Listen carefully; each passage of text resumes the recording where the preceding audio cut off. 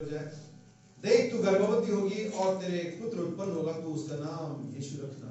वो महान होगा और परम प्रधान का पुत्र कहलाएगा, और प्रभु परमेश्वर उसके पिता दाऊद का सिंहासन उसको देगा, और वह याकूब के घराने पर सदा राज्य करेगा, और उसके राज्य का अंत न होगा। प्रभु के बड़े वचन को हम सभी को आशीष बैठ सकते हैं। हालेलुया।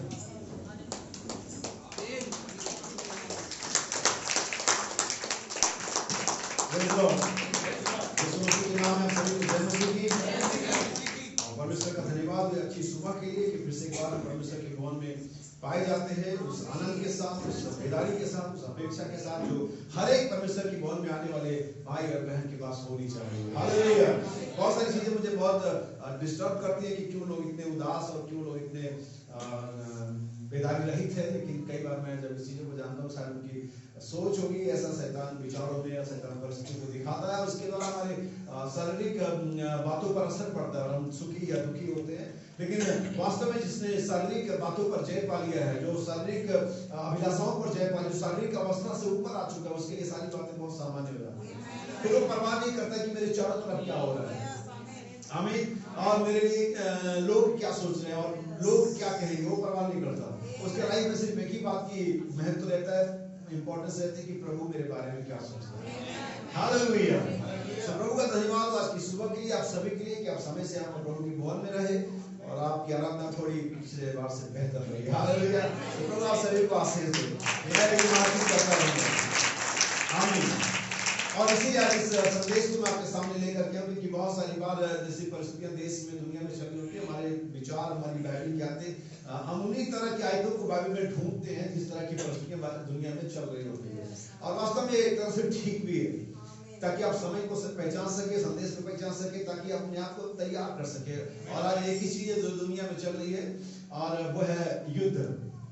2-4 दिन पहले हमारे स्टेट में, हमारे देश में, देश के कुछ हिस्सों में एक और चर्चा थी, और वो चुनाव का हो गया, खत्म हो गया। अब चर्चा बंद हो गई और लोगों को तसल्ली मिल गई क्या होना था। जैसे कि मैंने कहीं पढ़ा था कि राजनीति एक खेल है, और चतुर और बुद्धिमान लोग इसे खेलते हैं और मूर्ख इस पर चर्चा करते हैं, क्योंकि एक खेल है और खेलने वाले अगर आप खेल रहे तो आप सिर्फ चर्चा कर रहे हैं। आमीन। और वो चर्चा आपको कोई लाभ नहीं देती, और सारी चर्चाएं धरी की धरी जाती है, और वोटिंग जब काउंट हो जाती है तो सब सामने आ जाता है। और हमारे पास भी एक चुनाव है आज इस सुबह में, बल्कि जीवन के हर पल, हर मोड़ पर हमारे पास एक चुनाव होता है।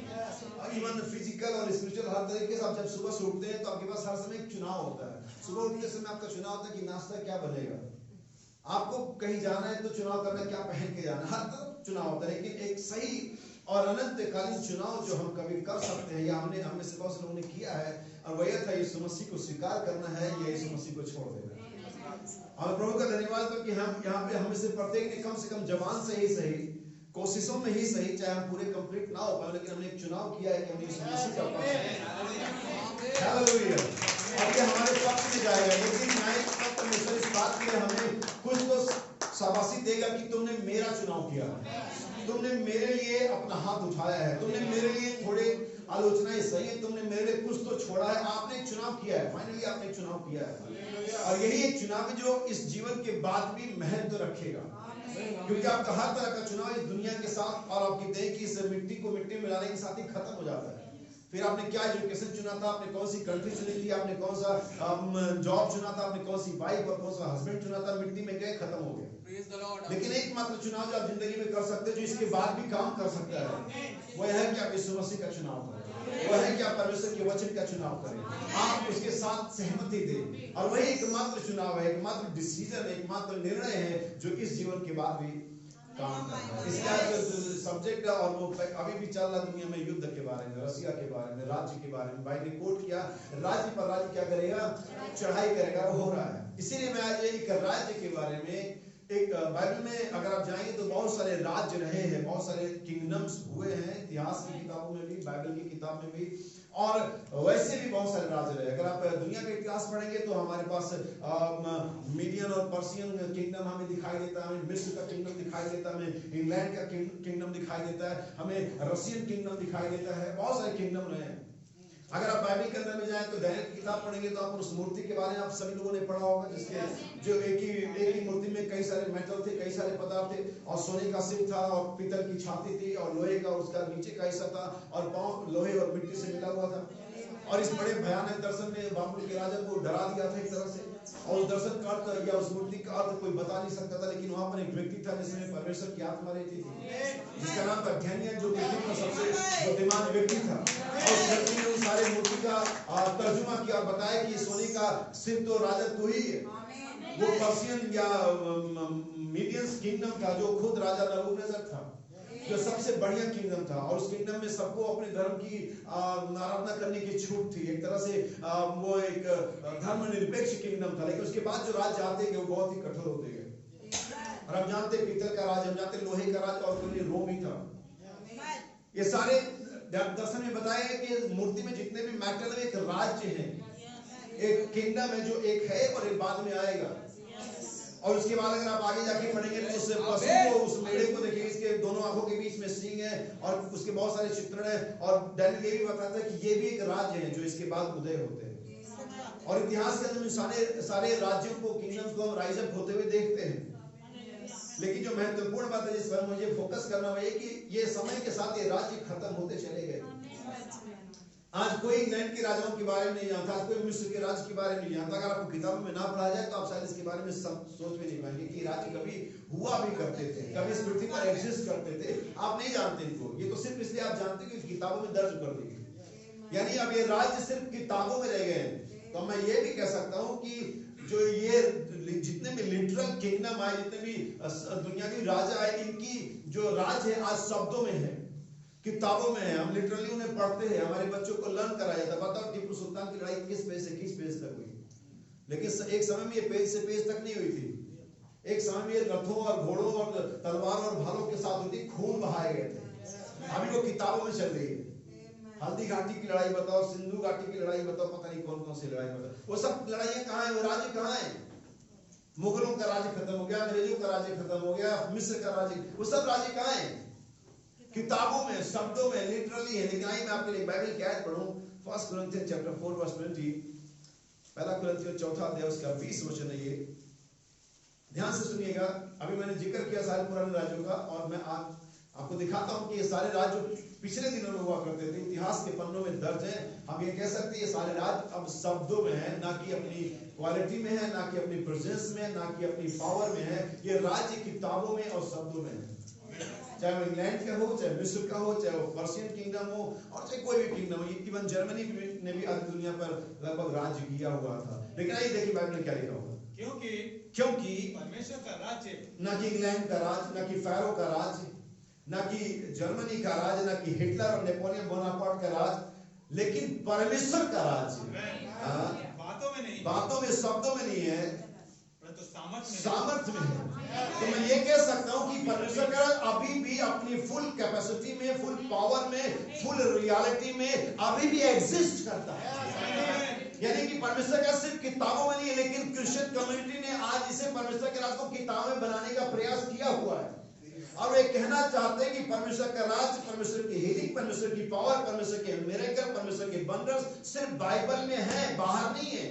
लेकिन मेरी बाइबल मुझे बताती है कि परमेश्वर का बाइबल में शब्दों में नहीं है, सिर्फ लिखित शब्दों में नहीं है, लिटरल वर्ड में नहीं, इतिहास की किताब में नहीं। परमेश्वर का राज अभी भी परमेश्वर की सामर्थ्य पाया जाता है।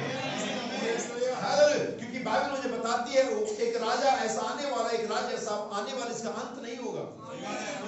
एक बात याद रखिए मेरे भाई, जिस भी चीज की कभी शुरुआत हुई वो कभी ना कभी खत्म होगा। आप युद्ध के बारे में सुनते आप डर जाते हैं, और लोग आपको बड़े बड़े सलाह देंगे, राशन इकट्ठा कर लो और पैसा कैश निकाल लो और ये कर लो। याद रखिए अगर वो युद्ध शुरू हुए तो खत्म भी हो जाएगी। अगर रसिया राइज अप हो रहा तो रसिया खत्म भी होगा। रोम आया ऊपर तो रोम जाएगा भी। कोई भी चीज जिसकी शुरुआत नहीं वो अंत जरूर हो जाएगी। लेकिन क्या आप जानते हैं परमेश्वर अनादि काल से परमेश्वर है, वो अनादि काल से राजा है, वो हमेशा ही परमेश्वर था, परमेश्वर है। उसका राज्य हमेशा ही इसके लोगों में पाया जाता है। वो एक ऐसा राजा है, उसके पास एक ऐसा राज्य जिसका अंत नहीं होगा। जो दुनिया में जितने भी किंगडम है वो खत्म हो गया। आपको एक पते की बात बताता हूँ मेरे भाई बहन। अभी गुड फ्राइडे आएगा, लोग कल में प्रचार करेंगे, उनको पूछो जब 3 लोग क्रूस पर लटकाए गए थे, इसमें एक हमारा प्रभु यीशु मसीह भी था जो हमारा प्रिय, हमारा अमूल्य था, तो किसके क्रूस पर एड्रेस लिखा हुआ था? किसके क्रूस पर नेम प्लेट था? इतिहास में कभी भी किसी क्रूस पर नेम प्लेट नहीं लगाया गया, लेकिन जब हमारा प्रभु यीशु मसीह लकड़ी पर लटका, उस कलवरी पर मरा, हमारे प्रभु यीशु मसीह ने नेम प्लेट लगाया, यीशु मसीह यहूदियों का राजा। आमीन, हालेलुया। अब मैं ये बात क्यों, क्योंकि राजा होने के लिए राजा का होना भी जरूरी है। हालेलुया। बहुत से लोगों ने राजा की तरह जिया, लेकिन वो मरे कंगालों, गरीबों और असहायों की तरह। बट यीशु मसीह एक ऐसा व्यक्ति था जो राजा की तरह ही मरा। Hallelujah. He died like a king. Not only live like a king. बहुत से लोग राजा की तरह जी तो सकते। सद्दाम हुसैन का आखिरी फोटो देखा किसी ने? जिसके बाथरूम में सोने के टैब हुआ करते थे। देखा आप लोगों ने? पढ़ा आपने हिस्ट्री सद्दाम हुसैन का? क्या आपने ओबामा का हिस्ट्री पढ़ा है? क्या आपने ऐसे राजाओं का हिस्ट्री पढ़ा है?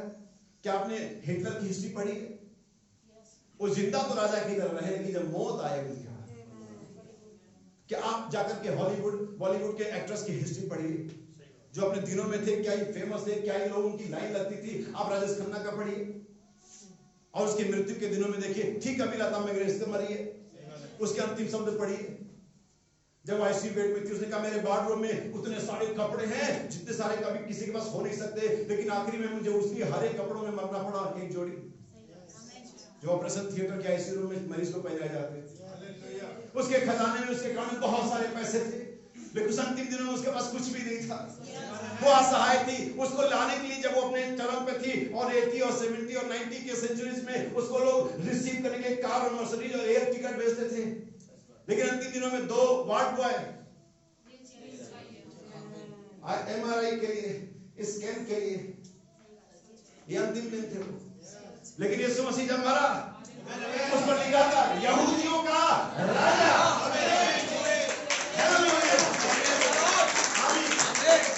अपनी अच्छी समय में, अपनी अच्छी सिचुएशन में अच्छा जीवन जीना सभी का अवसर हो सकता है, या ख्वाहिश हो सकती है, या कोशिश हो सकती है, ऐसा कर भी सकते हो। लेकिन आपके खिलाफ सिचुएशन आपके खिलाफ हो, जब कोई आपके साथ ना हो, जब पिता ने भी आपको छोड़ दिया हो, तब भी आप इक्वालिटी मेंटेन कर सके, वही नाम यीशु मसीह है। हालेलुया।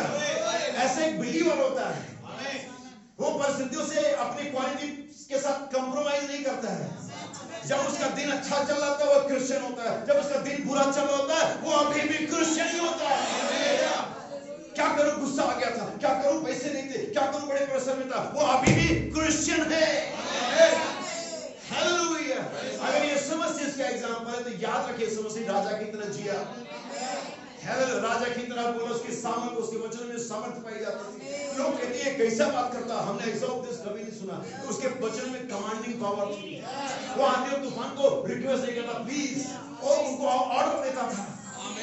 आप जानते हो वही एकमात्र ऐसा था जो 2 साल का था, 2 दिन का था, 8 दिन का, तब भी राजा था। यहूदियों का राजा जन्म हुआ है, पैदाइशी राजा था, तो मरने से वो गरीब कैसे हो सकता था? अगर वो पैदा राजा करके हुआ था, वो राजा करके ही मरा। अगर आप एक परमेश्वर के पुत्र करके पैदा होते हैं, आपको हमेशा ही परमेश्वर का पुत्र रहना होता है। इसमें कोई मायने नहीं कि लोग क्या सोचते, लोग क्या कहते हैं, सिचुएशन क्या है, हालात क्या है। अगर आप परमेश्वर के पुत्र हैं, first day, from the first day, पहले दिन से आप आखिरी दिन तक रहेंगे। हालेलुया। यीशु मसीह ने 7 बातें की 6 घंटे के अंदर में। क्या उसके पास समय नहीं था बोलने के लिए? क्योंकि वो बड़ बोला नहीं था, उसको बहुत ज्यादा बोलने का वो नहीं था। आमीन। 6 घंटे लटके में 7 बातें यीशु मसीह ने कही, और ये 5वां था जिसमें कहा मैं प्यासा हूं। आमीन। अगर आप ध्यान देंगे मेरे भाई और बहन, ध्यान से अगर आप उन आयतों को पढ़े, पादरी प्रचार तो करते हर अगले महीने हर चर्च में ये हो जाएगा, और लोगों को एक कलमे दे दिए जाएंगे। भाई मिलकर मुझसे कह रहे थे, भाई मुझे एक मिला, मुझे बताना है। मैंने कहा आपको शब्द दे सकता हूँ, मैं आपको विचार दे सकता हूँ, मैं आपको रेफरेंस दे सकता हूँ, भाव नहीं दे पाऊंगा। और इस बात से सहमत थे, और ये बात सही है। आमीन। अगर 4 बातें जो पहले समझ के मैं प्यासा हूँ, ये उसकी पर्सनल वो थी परेशानी थी जो उससे रिलेट करती थी। उससे पहले जो तो 4 बातें को लोगों के लिए कही थी, उसने लोगों के लिए कही थी, हे पिता इन्हें माफ कर। उसने मरियम को एड्रेस किया कि तेरा पुत्र है यूहन्ना के लिए, और यूहन्ना से तेरी माँ है। उसने चोट से कहा तू आज ही रात मेरे साथ होगा। क्रूस में लटका हुआ है, कीलों से हाथ पैर झुके हुए, कांटों का ताज पहना हुआ है, लहू बह रहा, धूप चमक रही, फिर भी लोगों के लिए बात कर रहा है, अपने लिए नहीं कर रहा है। आप कहेंगे भाई उसने कहा मैं कैसे, वास्तव में वो बाइबल कोट कर रहा था साम 69 को।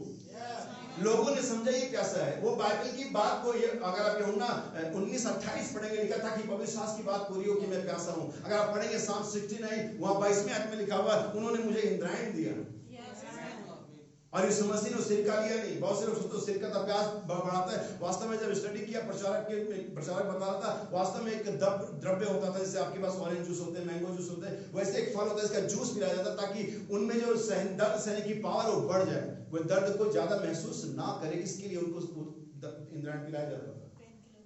एक तरह से एनेस्थीसिया पेन किलर था, ताकि यीशु मसीह दर्द को ज्यादा अनुभव ना करे, इसलिए वो लोग पिलाते थे उन्हें। लेकिन यीशु मसीह ने माना तो पिया नहीं, क्योंकि आपके दर्द को अनुभव करना चाहता है। वो चाहता था कि मनुष्य कैसा दर्द अनुभव करता है, मैं इसे देखना चाहता हूं। उसने उस इंद्रायण को उस सिरके को पीने से मना कर दिया। हालेलुया, आमीन।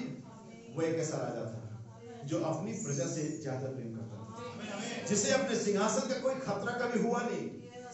उसको ये मालूम था, उसका ये पता करना सबसे पहले कहा था कि मेरे लोग उस चीज को पा सके जिसके लिए मैं सर्व से आया हूं। उसकी प्यास पानी के लिए नहीं थी, उसकी प्यास आपके उद्धार के लिए थी, उसकी प्यास आपके छुटकारे के लिए थी।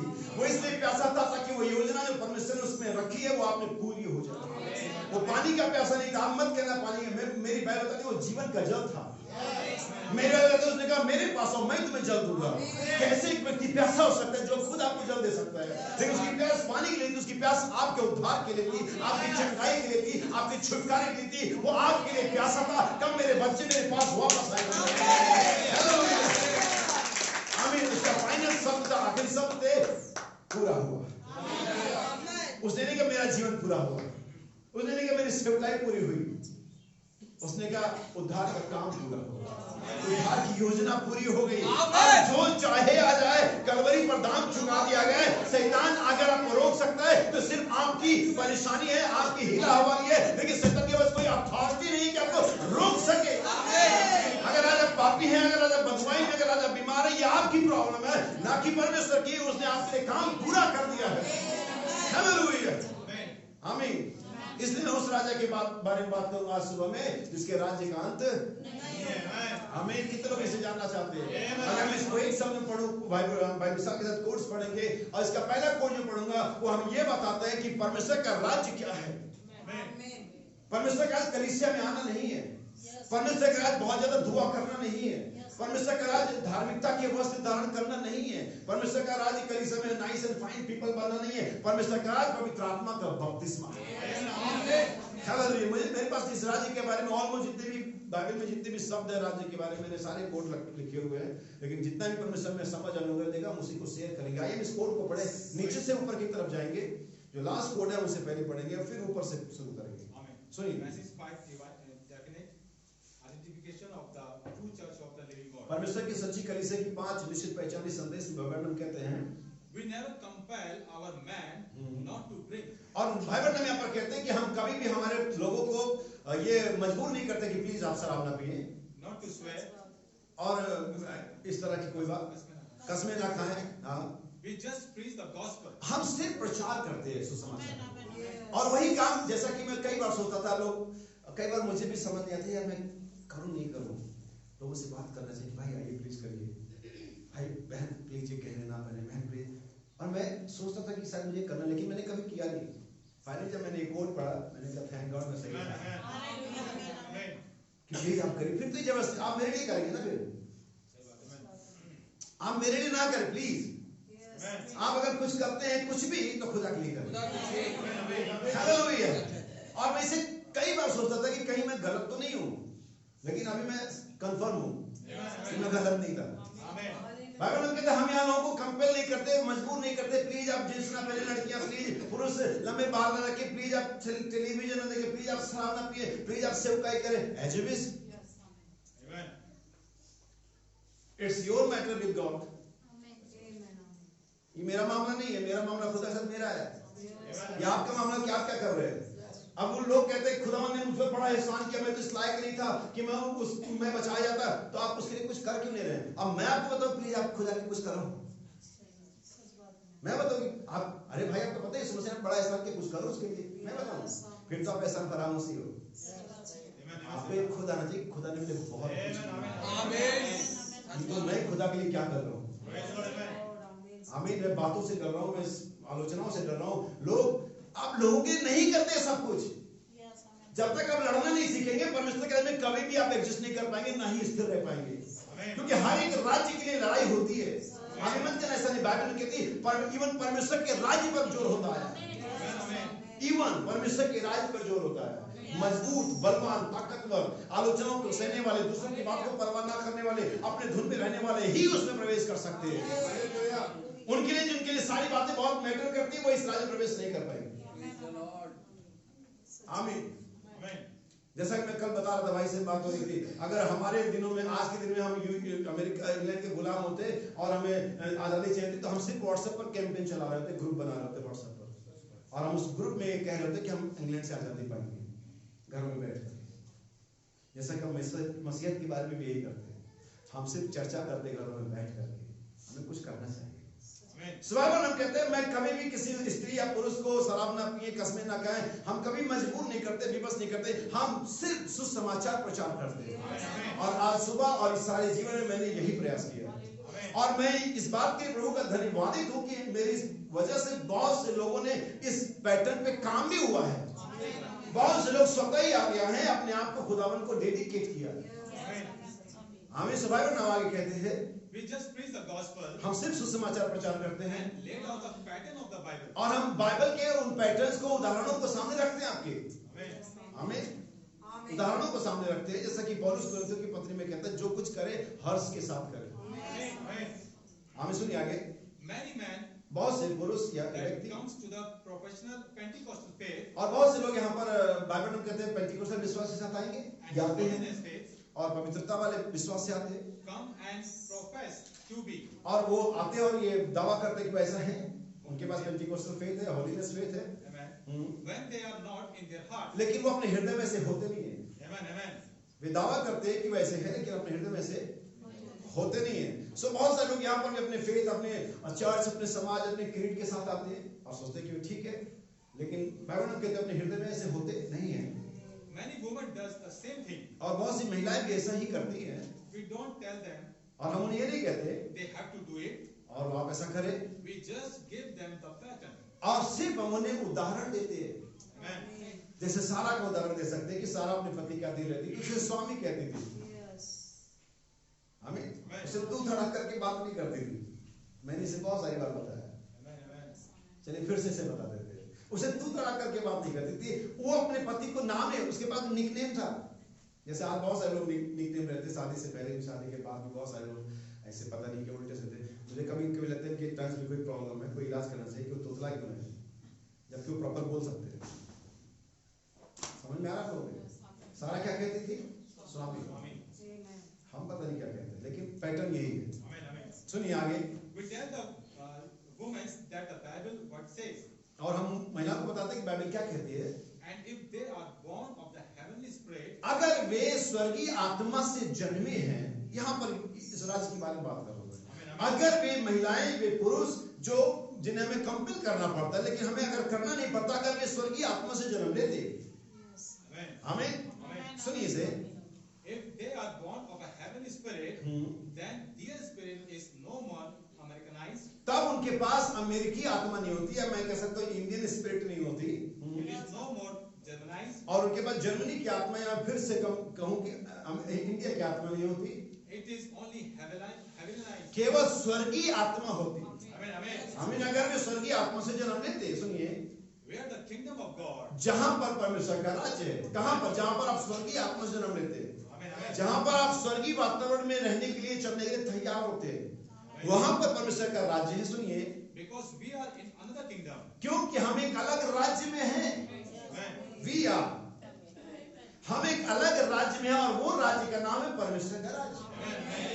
सुनिए, That kingdom of God, और परमेश्वर का राज्य, where decency, और वहां पर पवित्रता है, ईमानदारी है, holiness, पवित्रता है, and power of exist. और वहां पर सामर्थ्य मौजूद रहे, जो कि पवित्र आत्मा का बपतिस्मा है। सुनिए परमेश्वर के राज्य के बारे में और स्वर्गीय अमेरिकी स्पिरिट, जर्मनी की स्पिरिट और ये स्पिरिट, बाइबल में कहते हैं हर राज्य की एक आत्मा होती है। क्या आपने कभी अनुभव किया? जब मैं पंजाब जाता हूँ वहां पर बिल्कुल, जबकि मैसेज के लोग हैं, सेम फेथ है, सेम प्रॉफिट है, फिर भी वहां पर जो चर्च की ऑडियंस है, जो रूल्स है, वो बिल्कुल डिफरेंट होता है। मैं बॉम्बे गया हूँ, वहां पर अलग ही था। मैं यूपी में जाता हूँ, वहां अलग है। हर जगह एक अलग स्पिरिट होती है और उसी कल्चर में वहां पर चली जाती है, यानी कि हर राज्य की एक आत्मा होती है। तो अगर दुनिया के राज्य है, दुनिया की तो आत्माएं हैं। याद रखिए कि हर राज्य की भाषा अलग होती है, उनका फ्लैग अलग होता है, उनका कल्चर अलग होता है, उनका छाप अलग होता है, उनकी करेंसी अलग होती है। क्या नहीं होती है? अगर आप एक अलग राज्य के हैं तो आपके पास कुछ तो डिफरेंट होना चाहिए जो ये बताए कि आप इस राज्य के नहीं है। लेकिन अगर आप कुछ भी ऐसा प्रूफ नहीं है कि आप साबित कर सके कि आप स्वर्गीय राज्य के हैं, आपके पास ना पवित्र आत्मा है, ना आत्मा के 9 फल है, ना कोई सेवकाई है, ना कोई बेदारी है, ना कोई आपके पास दुख और प्रार्थना है, तो आप कैसे साबित करेंगे कि आप परमेश्वर के राज्य के हैं? आपके पास कोई मार्ग, कोई चिन्ह तो होना चाहिए। क्या आप ये साबित करें आप इस राज्य के नहीं है, आपकी सिटीजनशिप किसी और राज्य से है। आप जानते हैं दुनिया की आत्मा ग्रहण करना बहुत इजी है। कल मैं यही बात कर रहा था, बहुत लोगों से मैंने डिस्कस करा, दुनिया की आत्मा, दुनिया के राज्य की आत्मा को रिसीव करना, एक्ट करना उसी की तरह बहुत इजी है। आप देख रहे अभी, मैं मजाक के लिए नहीं कर रहा, लेकिन अभी सारे लोग ऑलमोस्ट 1.5 साल के हो गए। बहुत से लोग समझ रहे हैं, हाँ देखो भाई समझ रहे, वो बहन भी मुस्कुराए, वो भी समझ रहे। 1.5 साल के कैसे हो गए? जब उनके दोनों टाइम प्रॉपर है। कितनी जल्दी एक्सेप्ट किया लोगों ने, बच्चे, बूढ़े, टीनेजर, ओल्ड एज, हर व्यक्ति ने एक्सेप्ट कर लिया। उससे पहले और भी जाने कितनी ऐसी मूलजरूर चीजें दुनिया में हर समय चलती है और लोग इसे एक्सेप्ट कर लेते हैं और जल्दी उस रंग में ढल जाते हैं। उनके कपड़ों में, उनके चाल में, उनके फोन में, उनके हर जगह ये चीजें नजर आएंगी। चाहे वो हेयर कट हो, चाहे वो गाना हो, चाहे वो कोई कपड़े का स्टाइल हो, और चाहे वो कुछ भी हो, हर व्यक्ति वही करना चाह रहा है क्योंकि वो बड़ा इजी है उसे एक्सेप्ट करना। लेकिन आप जानते हैं पवित्र आत्मा की बात आती है, उसका जो प्रेशर है, उसकी जो क्वालिटी है, आप मेंटेन नहीं कर पाएंगे। 1.5 टाइम का होना इजी है, लेकिन प्रॉपर 2 टाइम में चलना बड़ा मुश्किल है। आमीन। क्योंकि ये पवित्र आत्मा है, इसमें पावर है, इसमें क्वालिटी, इसमें होलीनेस है, इसमें डिसेंसी है, इसमें नम्रता है, इसमें विनम्रता है, और वो हम एक्सेप्ट नहीं कर सकते। नबी कहता हर एयरपोर्ट पर हर तरह का हवाई जहाज कभी लैंड नहीं कर पाएगा। हर हवाई जहाज के लिए अलग एयरपोर्ट का निर्माण किया जाता है। अगर बहुत ही पावरफुल है, बोइंग 777 विमान है, वो आप सोचे कि नॉर्मल पंतनगर के हवाई अड्डे पर वो लैंड कर जाएगा, आप कभी भी नहीं कर सकते ऐसा। उसका प्रेशर बहुत ज्यादा है, वो एयरपोर्ट उसे नहीं झेल पाएगा। इसके लिए एक खास एयरपोर्ट होना चाहिए। जैसा कि मैंने बताया था, पवित्र आत्मा प्रतिज्ञा क्या, पवित्र आत्मा प्रतिज्ञा के लोगों के लिए। अगर पवित्र आत्मा का प्रतिज्ञा है तो वे लोग का भी प्रतिज्ञा जो पवित्र आत्मा पाएंगे। जब सैमुअल को कुप्पी में तेल दिया गया कि सिंह में तेल जाकर इसे के पुत्र में से एक को क्या कर, अभिषेक कर, क्या करने के लिए, इजराइल का, वो कुप्पी में तेल लेता है और वो आगे बढ़ता है, ईसा के घर में पहुंचता है। 1 आता है, 2 आता है, 3, 6, 6वां तक, और हर एक को देख करके सैमुअल को लगता है यही है। लेकिन यहां से आपके पास कुप्पी है, तेल है, इसका मतलब नहीं कि किसी पर नहीं दे। पवित्र आत्मा परमेश्वर के पास है, वचन इसका मतलब किसी को भी दे देगा। कुप्पी में तेल तो है और इसी के पुत्र तक आपका एड्रेस भी वहां तक पहुंच सकते हैं, लेकिन आप फाइनल व्यक्ति तक आप नहीं पहुंच सकते। इसको परमेश्वर ने अपने मन में ही रखा हुआ है। हालेलुया। इसे परमेश्वर ही जानता है। जब तक वो व्यक्ति सीन पर नहीं आता, कुप्पी का तेल उंडेला नहीं जाएगा। वो वहां पर है लेकिन उंडेला नहीं जाएगा। एलिसा ने जब उस बर्तन को, उस स्त्री से कहा तेल को उंडेलते रहे, तो जब तक वो तेल बर्तन मिलता तब तक तो तेल उंडेला जाएगा, लेकिन जैसे ही बर्तन खत्म, तेल थम गया। लेकिन जैसे कोई खाली बर्तन आ जाएगा, वो फिर कंटिन्यू हो जाएगा। पवित्र आत्मा आज है, कल इस समय मूव कर रहा है, लेकिन ढूंढ उस व्यक्ति को रहा है, उस पर्सन को रहा है जो सीन पर आएगा, जो इलेक्टेड है, जो परमेश्वर के राज्य में न्याय जानने के लिए तैयार है। हालेलुया। एलिएजर भी हाथ का कंगन और कानों की ईयररिंग लेके निकल गया। किसके लिए? अपने स्वामी के पुत्र की बहू के लिए। जाने कितनी लड़कियां आई और गई, लेकिन सभी को तो नहीं पहना दिया उसने। वो ईयररिंग, वो हाथ के कंगन उसके बॉक्स में हमेशा ही अवेलेबल थे। और जाने कितनी लड़कियां आई और गई भी रही होंगी, लेकिन उसने किसी को भी नहीं पहना दिया। आज पवित्र आत्मा मत को सिर्फ कलीसिया में नहीं है, और सिर्फ कलीसिया में ये नहीं, कलीसिया में आप किधर है? क्या आप जगह पर हैं? क्या आप सीन पर हैं? आप में चर्च आता है, इससे कोई मतलब नहीं। आपको वहां होना चाहिए जहां पवित्र आत्मा आपका अभिषेक कर सके। आमीन। क्यों 120 लोग उस ऊपरी कोठरी में? क्यों नहीं हर व्यक्ति अपने काम पर चला? क्यों नहीं हर व्यक्ति अपने जॉब पे चला गया? क्यों नहीं हर व्यक्ति अपने घर में चला गया? मैं किधर ढूंढने लूंगा? नहीं, परमेश्वर एक जगह बताई तुम्हें, परमेश्वर ने एक प्लान दिया तुम्हें, परमेश्वर ने कुछ सोच समझ किसे किया हुआ है। तुम्हें परमेश्वर के वचन में ही पाया जाना चाहिए। और जब वो व्यक्ति सही समय पर आता है, परमेश्वर का जो रुका हुआ पवित्र आत्मा है, वो जो कुप्पी के अंदर पाया जाना तेल है, तब परमेश्वर समय से कहता आगे बढ़, यही है। हर एक को 6 को उसने कहा कि ये यही है, लेकिन परमेश्वर का ये नहीं है। अगर profit, the great profit Samuel अगर नहीं पहचान पाया, तो मेरी और आपकी हस्ती क्या है? हमें लगता है यही है, ये देखो टाइम से चर्च आता है, ये कितना नाइस एंड फाइन है, यही है। ये बहन को देखो कितनी भोली है, ये बहन को देखो कितनी शांत है, ये बहन को देखो कितनी प्रार्थना करती है, वो भाई को देखो कितना जेन्युइन है, यही है। नहीं है, नहीं है। वो छोटा सा लड़का है जिसके बालों में धूल जमी हुई है, जिसके कपड़ों पर धूल जमी है, और जैसा उसके शरीर से जानवरों की स्मेल आ रही है, और वो आगे आ रहा है, उसको कुछ पता भी नहीं क्या होने वाला, कौन सैमुअल, क्या कुप्पी, क्या थे, उसको मालूम नहीं, और वो आगे आ जाता है, और सैमुअल उधर दौड़ा भी नहीं होगा। इस बार परमेश्वर ने कहा आगे बढ़, यही है। तो ये आपकी और हमारी सोच नहीं है, ये परमेश्वर का चुनाव है। आमीन। जिसे परमेश्वर पहले से जानता है, इन्हें याद रखिए, हम उस राज्य के बारे में सुबह प्रेष का इसका अंत नहीं होगा। दुनिया में बहुत सारे राज आए और गए, और समय के साथ इतिहास में दर्ज हो गए, दफन हो गए। आज उन सभ्यताओं को खोदने के लिए हमें 20 फीट पीछे जाना पड़ता है।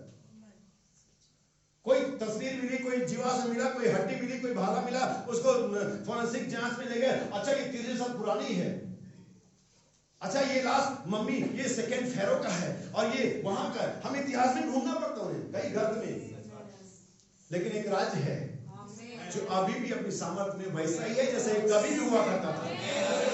इसकी सामर्थ्य, इसकी चमक, इसकी परिवेश, इसकी सभ्यता कभी खत्म नहीं हुई, क्योंकि राज्य कभी खत्म होने वाला नहीं है। परमेश्वर का राज्य हमेशा ही सामर्थ्य में पावर पाया जाता है। हालेलुया। इस बात को कहने के पीछे जो जिब्राइल ने मरियम से कहा था, इसका अर्थ था कि बहुत सारे राज होंगे, अंत हो जाएगा। क्योंकि डैनियल की उस किताब में अगर आप जाएंगे, आप पढ़ेंगे, तो सारे राज का डैनियल व्याख्या किया, और जब दूसरा राज आता है तो पहले का खात्मा कर देता है। लेकिन आप जानते हैं भेद की बात, वो 5 राज्य वाली मूर्ति, जिसका सोने का सिर और पीतल की छाती और लोहे का कमर और लोहे और मिट्टी का पैर, ये राज्य को दर्शा रहे थे।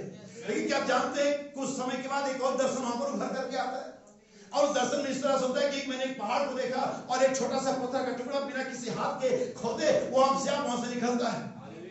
हालेलुया। और क्या होता है, उस मूर्ति के पांव पर टकराता है, और उस मूर्ति को क्या कर देता है, और जल्दी जो छोटा पत्थर होता है, एक बड़ा विशाल पर्वत बन जाता है।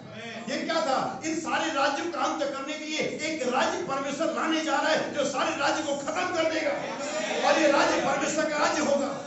अगर आप चाहते, मैं बाइबल में सब कुछ का हवाला देता हूँ, लोग जानना चाहते, वो छोटी का पत्र कहते हो अनुग्रह हो, अनुग्रह। आप रस्सियों से डर रहे हैं, चिंता मत करिए, बहुत जल्दी खत्म हो जाएगा। आप रोग से डर रहे, चिंता मत करिए, बहुत जल्दी परमेश्वर जमीन रोज करने वाला है। शांति का परमेश्वर शीघ्र ही शैतान को तुम्हारे पैरों से। हालेलुया। आप इन राज्यों के बारे में, इन राजाओं के बारे में, उन खतरनाक लोगों के बारे में, उन सब के लोगों में टेंशन ना लें। ये कुछ और नहीं करेंगे, आपको तैयार करेंगे। ये कुछ और नहीं करेंगे, आपको डिस्प्रेशन में लेकर के जाएंगे। ये कुछ और नहीं करेंगे, पवित्र आत्मा पाने के आपको मजबूर करेंगे। ये कुछ और नहीं करेंगे, और ज्यादा दुआ करने के आपको कंपेल करेंगे। ये हमारे लिए फायदेमंद है। भाई मोदी फिर आ गया, हमें और प्रार्थना करनी चाहिए, हमें और विश्वास को स्ट्रॉन्ग करना चाहिए। आरएसएस भी अब मजबूत हो गई, यस, हमें और ज्यादा परमेश्वर के साथ नजदीकी में जाने की जरूरत है। वरना अच्छा कांग्रेस आ गया, ओके अब ठीक है, फिर दुआ भी बंद हो गई, संगति अब तो ठीक है, अब तो हमारा बहुत चल रहा है। ऐसा कुछ भी नहीं है, आपको समझना पड़ेगा चीज। हम इधर बाइबल के अंदर में चलें, John chapter 3 verse 5। Gospel of John chapter 3 verse 5 यूहन्ना का सुसमाचार 3 अध्याय 5 वचन। हो सकता है थोड़ा समय हमें आज लगे, लेकिन मैं विश्वास करता हूं कि हमारे पास समय की कोई कमी नहीं है। और अगर प्रभु ने चाहा तो आने वाले महीने के अंत में या किसी भी दिन संडे की हम एक इवनिंग सर्विस भी करेंगे, ताकि सेवकाइयों के बारे में हम डीपली लोगों को नॉलेज दे सके। और विशेष करके वे लोग जो सेवकाई कर रहे हैं, इनके लिए मखसूसियत की गई, वे जो जरूर अटेंड करें, और जो और भी लोग जानना चाहते हैं वे भी मीटिंग में अटेंड कर सकते हैं। स्वयं पढ़े। यीशु ने उत्तर दिया, ठीक है, कि मैं तुमसे सच सच कहता हूँ, जब तक कोई मनुष्य जल और आत्मा से न जन्मे तो वह परमेश्वर के राज्य में प्रवेश नहीं कर सकता। किसके राज्य में? आप बपतिस्मे के द्वारा जो पानी का होता है, सदस्यता के द्वारा जो रजिस्टर में लिखाया जाता है, और अपने अंगीकार के द्वारा कलीसिया में प्रवेश कर सकते हैं। लेकिन याद रखिए कि अगर बात आती परमेश्वर के राज्य में प्रवेश करने की, किसी भी पास्टर जो आपको प्रचारक पास्टर कोई भी कहता आ जाइए हम आपको परमेश्वर के राज्य में प्रवेश करा देंगे, तो आप उसको बोलो ब्रदर सॉरी, आपके पास अथॉरिटी नहीं है, ना ही आप करा पाएंगे, क्योंकि इसके लिए एक जन्म की जरूरत है। आप किसी राज्य में जाने के लिए आप वहां पर नौकरी करिए 6 महीना या कुछ ऐसा वैसा करिए, किसी लड़की शादी कर लीजिए, तो वो राज्य आपको अपना सिटीजनशिप दे देता है। अमेरिका या कनाडा या जहां भी आप जाना चाहते हैं तो आपको ये सदस्यता मिल जाती है। लेकिन बात जब परमेश्वर के राज्य में प्रवेश करने की आती है, तो वहां पर आपको कलीसिया में 25 साल रहने का मतलब ये था कि आप कलीसिया में 25 साल बिता चुके, इसलिए आप परमेश्वर के राज्य में। आप कनाडा में 6 महीना बिता करके वहां की सदस्यता ले सकते हैं, ये जितना भी उनका टाइम पीरियड होगा। परमेश्वर के कलीसिया में आप सालों साल बिता लीजिए, कुछ नहीं होने वाला। आप कितने भी आशय कर्म कर लीजिए, आप परमेश्वर में प्रवेश नहीं करेंगे। परमेश्वर के राज्य में प्रवेश करने का ओनली वन क्राइटेरिया, और यहाँ यीशु मसीह ने यूहन्ना 3:5 में बताया कि वो नया जन्म है। कोई भी मिरेकल करना, कोई भी प्रचार करना, कोई भी गीत गाना, कोई भी आशय कर्म दिखाना, या कोई भी चर्च के अंदर में बहुत ईमानदार बनना, ये आपको परमेश्वर के में नहीं ले जाता है। नया जन्म परमेश्वर के राज्य में लेकर के जाता है। कुछ चीजों को मैं आपके सामने साथ क्लियर करना चाहूंगा। मैं चाहता हूं कि कुछ कोट्स है जो पढ़ लिए जाए, उसके बाद कुछ कोट्स मेरे पास है जिसे मैं आपके यहाँ से पढ़ूंगा। पहले भाई विशाल के बाद जो कोड है मैं उस कोड को पढ़ना चाहूंगा, और सवाल और जवाब इस संदेश में। He was crucified, और वो क्रूस पर कलवरी पर मरा, died, मरा, rose the third day, तीसरे दिन जी उठा, and it was on the earth 40 days among men, और 40 दिन तक लोगों के बीच में दिखाई देता रहा, ascended up into heaven, और स्वर्ग में उठा लिया गया, told them to wait, और उनसे कहा इंतजार करो till they see the kingdom of God, जब तक कि परमेश्वर के राज को ना आते हुए देख लो। Amen. कैसे कोई व्यक्ति परमेश्वर के राज को आते हुए देख सकता है? यीशु मसीह ने पिलातुस के साथ जो बातचीत हुई उसमें यीशु मसीह ने 2 बातें कही, और यीशु मसीह से पिलातुस ने कहा क्या तू राजा है? समय नहीं का मुंह आयतों को पढ़े, आप सभी जानते हैं। तो यीशु ने कहा अगर मेरा राज इस जगत का होगा तो मेरे सेवक लड़ दे। इसका अर्थ सीधा सीधा यह लगता है कि यीशु मसीह का जो राज्य है, जो किंगडम ऑफ गॉड है, या जो किंगडम ऑफ हेवन है, वो लिटरल या मटेरियल नहीं है कि आपको परमेश्वर ने बहुत सारा धन संपत्ति कार और जॉब दे दिए तो ओ प्रभु का धन्यवाद हो, आज परमेश्वर के राज में हूं। आप इन सारी चीजों के साथ अधोलोक में जा सकते हैं। जैसा कि मैंने एक रेवलेशन बहुत पहले दिया था कि जिंदा स्वर्ग जाने का तो बहुत से लोगों ने देखा है, सुना है, पर जिंदा उठा ले जाएंगे। लेकिन आपको बता देना चाहता हूं कि जिंदा अधोलोक में जाते हैं। पुराने नियम में ऐसा हो चुका है कि जीवित है अधोलोक में, तो दोनों है। परमेश्वर बाइबल मेनली 2 राज्य के बारे में बात करती है, परमेश्वर का राज और शैतान का राज। यीशु मसीह ने कहा अगर मैं शैतान की सहायता से दुष्ट आत्माओं को निकाल दूं तो कैसे शैतान का राज्य बना रहेगा। इट मींस कि शैतान का राज्य होता है, और ये जो द्वंद है इन्हीं दोनों राज्य के बीच में है। इसीलिए बाइबल कहती है राज्य पर राज्य चढ़ाई करेंगे।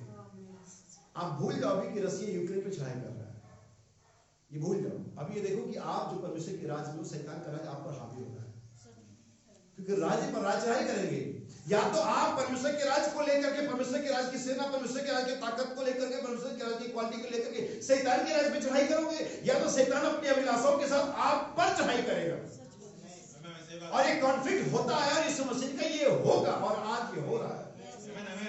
जब ये बात द्वंद की आती है तो हम समझ रहे, हम तो रसिया को देख रहे हैं, पता चला परमेश्वर शैतान ने हमें ही हराया हुआ है।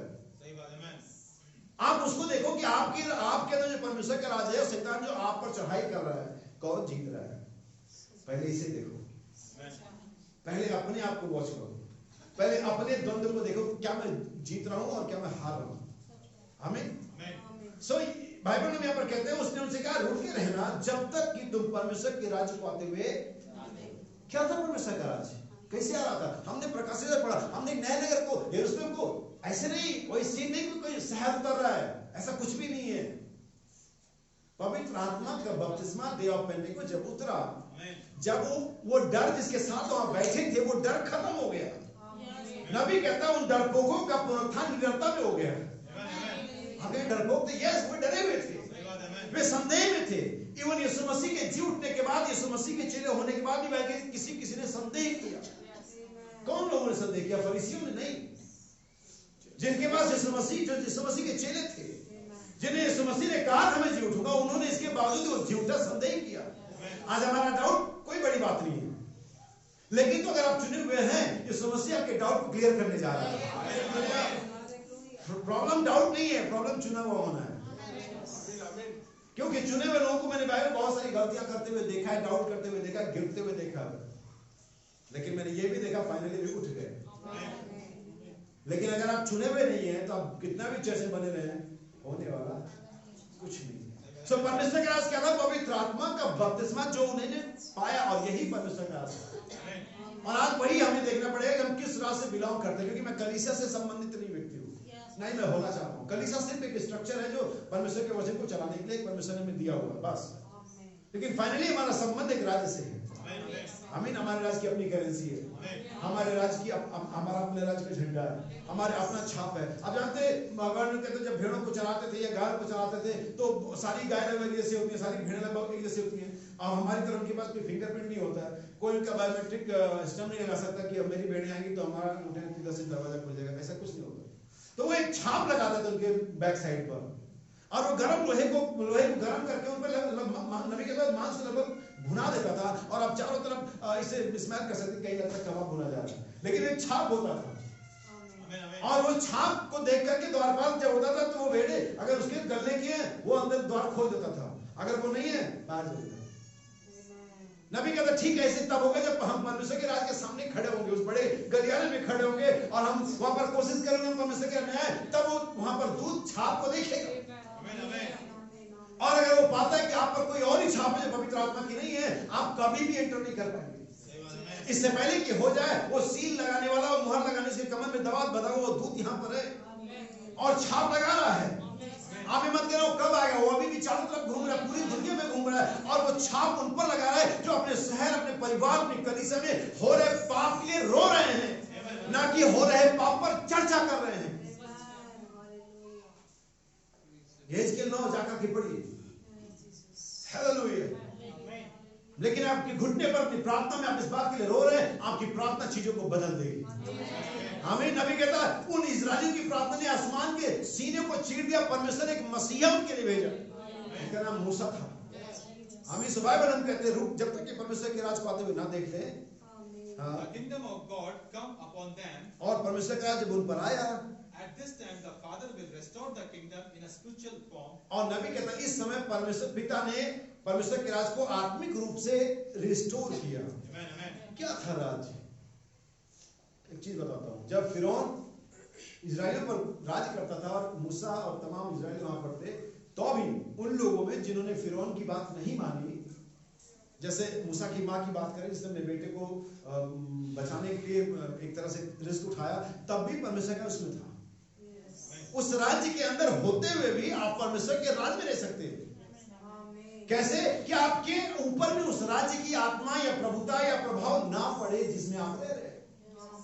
इसका मतलब यह नहीं कि आप दुनिया से कट जाते थे और परमेश्वर नहीं, आप इस राज्य में रहते हुए परमेश्वर के राज में रह सकते हैं। आपका ये शरीर तो इस राज्य में दिखाई देगा, लेकिन परमेश्वर आप में राज्य कर रहा होगा।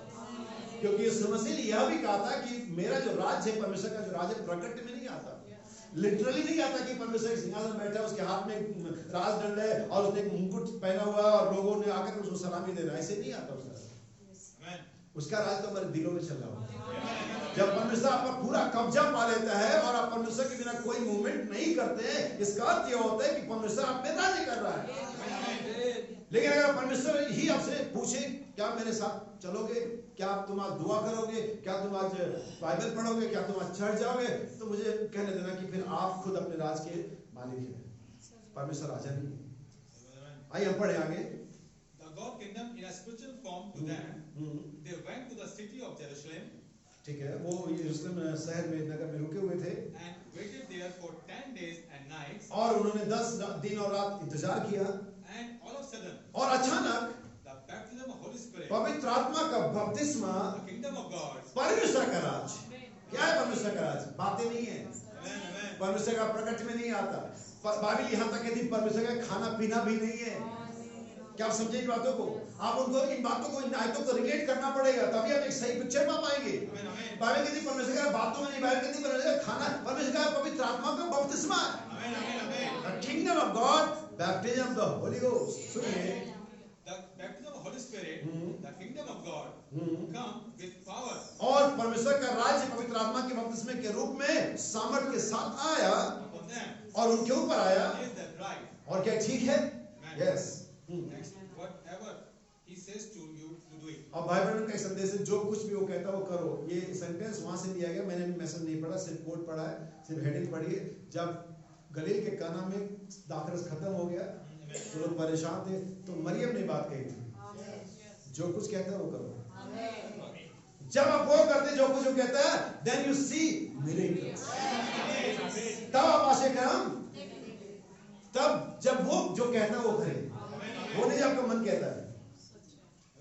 आमीन, क्योंकि मन तो सबसे अधिक धोखा देने वाला है, लेकिन परमेश्वर का वचन कभी धोखा नहीं देता। सुनिए, We are real Christians. अब यहाँ पर नबी का बहुत जबरदस्त कोड है ये, अगर हम एक सच्चे मसीही हैं, If we are born again, अगर हमने नया जन्म पाया है, if we love Christ, अगर हम मसीह से प्रेम करते हैं, if we love His church, अगर हम उसकी कलीसिया से प्रेम करते हैं, if we are here tonight seeking His kingdom, अगर हम इस सुबह इसलिए यहाँ पर आए कि उसके राज्य को ढूंढ रहे हैं seeking His power, और उसके सामर्थ को ढूंढ रहे हैं, let's take faith और आइए हम इसे होने दें and do it what He says. और वो करें जो वो करने के लिए कहता है। Amen, amen.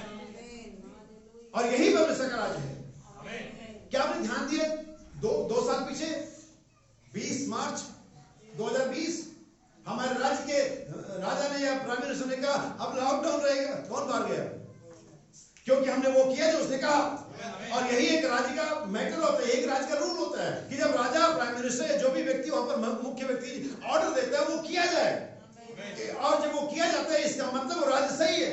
लेकिन अगर आपका देश तो फैल जाए, लोग बगावत उतर रहे हैं, लोग नहीं हम नहीं मानते से कि बहुत से देशों में लॉकडाउन का विरोध हुआ, वो राज्य कैसे बना रहेगा, वहां पर स्वास्थ्य कैसे बना रहेगा? कोई मतलब नहीं कि वो राज्य कभी भी सर्वाइव कर सके। सो भाई बहन हम कहते हैं कि वो करो जो वो करने के लिए कहता है, और जब वो करते हैं जो वो उसने कहा है, इसका अर्थ ये बताता है कि आप परमेश्वर के राज्य में ना कि कलीसिया में है। हालेलुया। क्या कोड कंप्लीट हो गया? हाँ, भाई बहन एक संदेश है यीशु मसीह का, भाई बहन का पुनरुत्थान जीवन में हूँ। Then today, और आज if God still calling, और अगर आज परमेश्वर आज भी बुला रहा है, जैसे कि संस्था ये कहती है अब पवित्र आत्मा नहीं आता, अब पवित्र आत्मा नहीं उठाया जाता, जैसे पेंटेकोस्ट में उठाया गया, तो बाइबल में एक बात कहते हैं, बाइबल में लिखा कि और यह प्रतिज्ञा तुम और तुम्हारी संतानों और उन सब के लिए होगा जिन्हें परमेश्वर अपने पास बुलाएगा। अभी बुला रहा है। मैं परमेश्वर की अभी भी कॉलिंग में विश्वास करता हूँ। परमेश्वर गुजरे जमाने की बात नहीं है। आमीन। वो सब कहता है अगर परमेश्वर अभी भी बुला रहा है, every man, हर एक पुरुष or woman और स्त्री that comes to the fountain filled with the blood, और हमें उस झरने के पास आना है जो इमानुएल की नसों से बह रहा है, and became a priest, और वो हमें राजा याजक बनाता है, or a child, और परमेश्वर की संतान बनाता है, child of God, परमेश्वर का जन्म लिया हुआ बच्चा in the kingdom of God, किसमें? परमेश्वर के राज्य में, कलीसिया में नहीं, परमेश्वर के राज्य में। हाँ। has a right to the original baptism of Holy Ghost. और तब हमारे पास पवित्र आत्मा का वास्तविक अधिकार होता है। Not a mouthful. और केवल ऐसा नहीं कि थोड़ा सा या मुट्ठी भर या बस थोड़ा सा ही या एक हिस्से में, but a whole soul. लेकिन पूरा संपूर्ण होल सोल जिसे कहते हैं, पूरा पवित्र आत्मा एक हिस्से में नहीं। हाँ। Whole soul, हाँ। full of the same power, और वही सामर्थ and that fell on the day of Pentecost. जो पवित्र आत्मा पेंटेकोस्त के दिन आया था, वही वाली सामर्थ। I'm not excited. और नबी कहता मैं बहुत उत्साहित नहीं हूँ, I know where I am. लेकिन मैं जानता मैं कहाँ हूँ। Let me tell you something. और नबी कहता मुझे आपसे कुछ कहने दो। brother, what the church needs today और आज कलीसिया की जरूरत क्या है?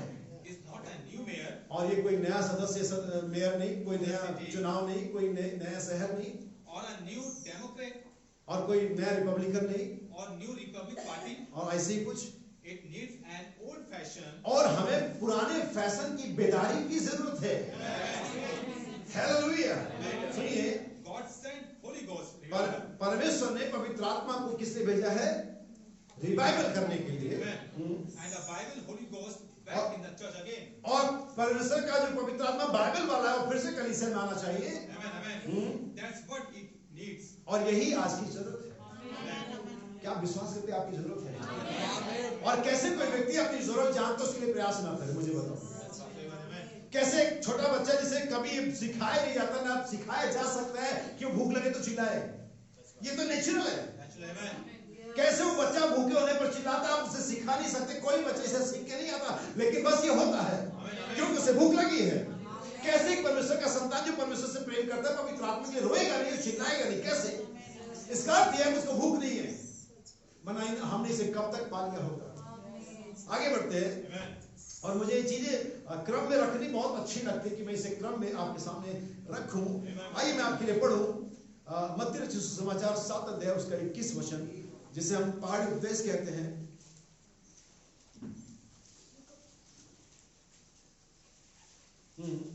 पहाड़ी उपदेश।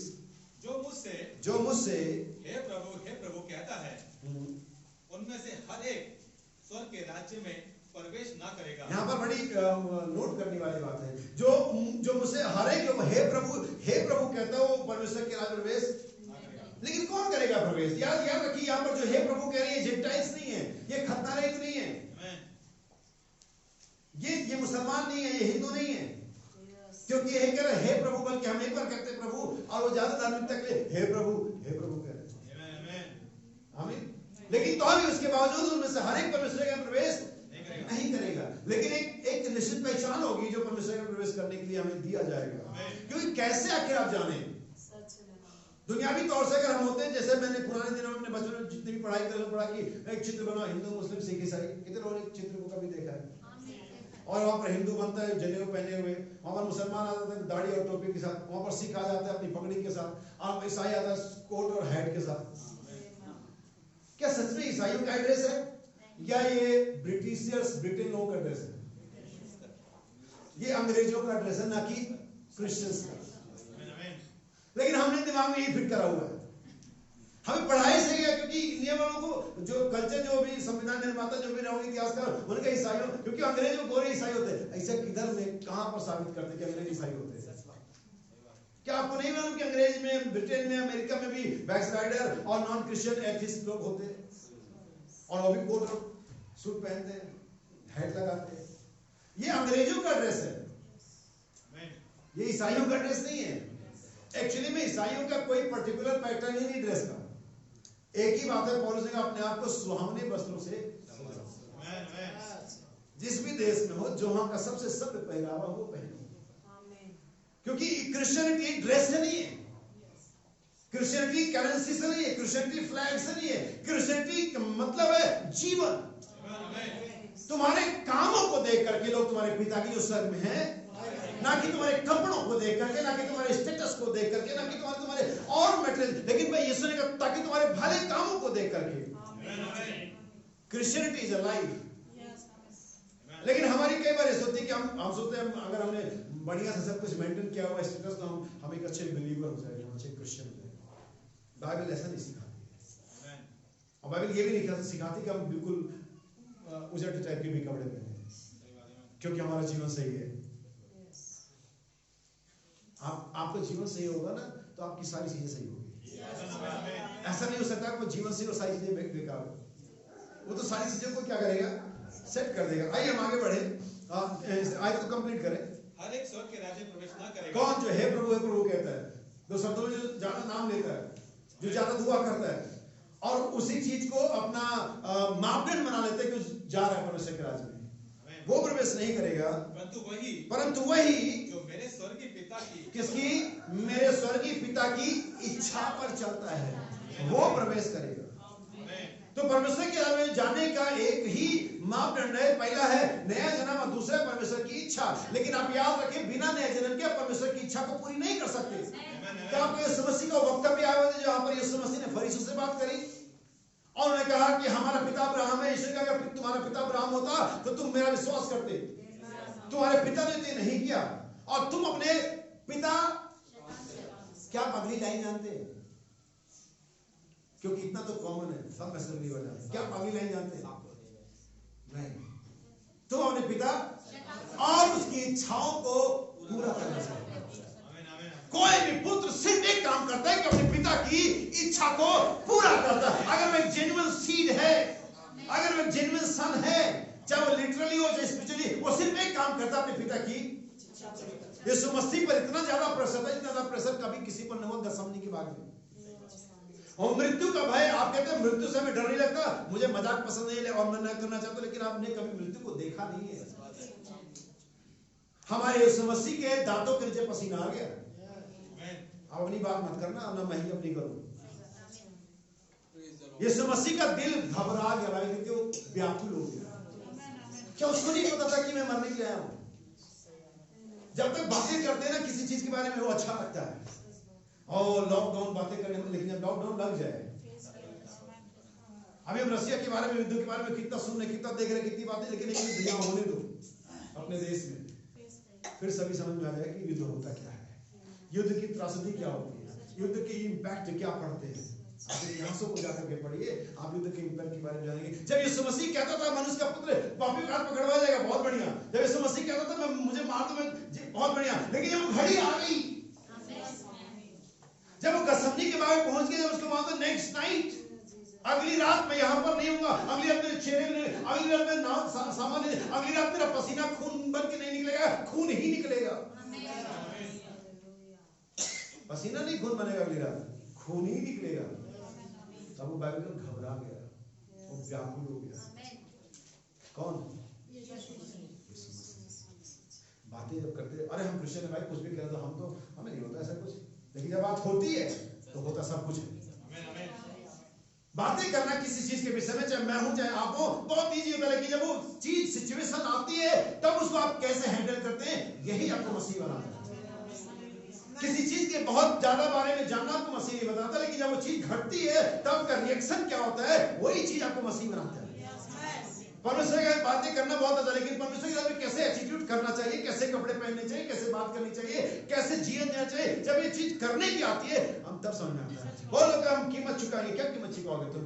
हमारी लड़कियां जिनसे कीमत नहीं चुका सकती, हमारे भाई व्हाट्सएप और इंस्टाग्राम पर कीमत नहीं चुका सकते, कीमत चुकाएंगे। पता नहीं कौन सी कीमत चुकाए, चुकाओ ना, चुकाना है तो पता नहीं किस चीज का, किस दिन का इंतजार करें कि कीमत चुकाएंगे।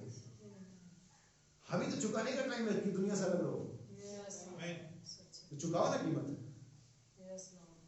कीमत चुकाएंगे। कीमत चुकाने का रोज तुम्हारे पास ऑप्शन होता है। परमेश्वर रोज तुम्हें एक समय देता है, सिचुएशन देता है कि तुम कीमत चुकाओ, ये साबित करो तुम एक क्रिश्चियन हो। तुमने अपने सम्मान के लिए, तुमने अपने फैसिलिटी के लिए, तुमने अपने फैशन के लिए तुमने इसे त्याग दिया, ये कीमत होती है। तो किस दिन हम कीमत चुकाएंगे? हर दिन परमेश्वर में अपॉर्चुनिटी देता है कि हम कीमत चुकाए, लेकिन हम हर दिन उस अपॉर्चुनिटी को गंवा देते हैं।